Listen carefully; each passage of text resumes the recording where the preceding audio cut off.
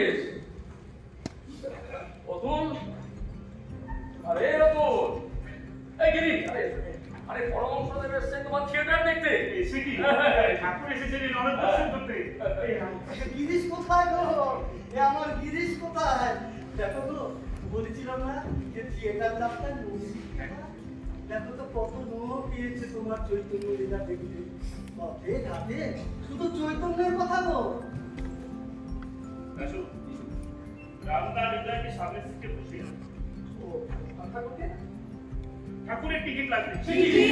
ঠাকুরের টিকিট ওরা খালি সারা বলেন দিলে কহিবে দেখ গিরিশ আমাকে কেমন হেনস্থা করছে। তোমাকে আমি বারবার বারণ করেছিলাম মামা, এসব জায়গায় তুমি এসো না। কথা শুনলে আমার আর এলেই চলি।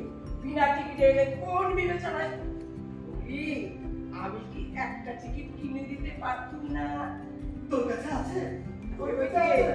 তাহলে চৈতন্য লীলাটা দেখেই যাই। দেখলেন নাকি রিমাইন্ডটা হবে না? অভিনয় কেজিটা বার কর না, কেজিটা বার কর, শুনে দেখ ঠিক হয়ে যাবে। কেজিটা বার কর। এই দেখো, 4 আনা, 4 আনা, 8 আনা, 8 আনা, 10 আনা, এই 11, 12, 13, 14, 15, এই 16 আনা। 16 আনা হয়েছে, 16 আনা। দে, গিরিশকে দে, গিরিশকে দে। এই নে। ধসা,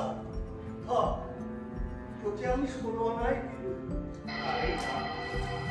তাই দাও ঠাকুর, তুমি আমাকে 16 আনাই দাও।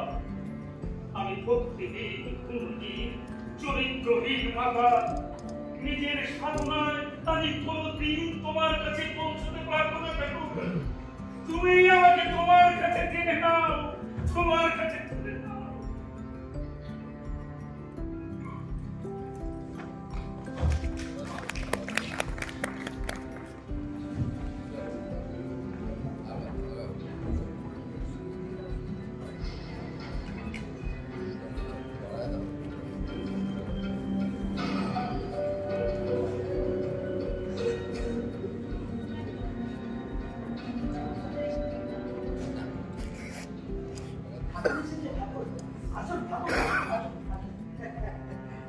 এইখানে বসবো? হ্যাঁ, বসুন, এখানে বসুন।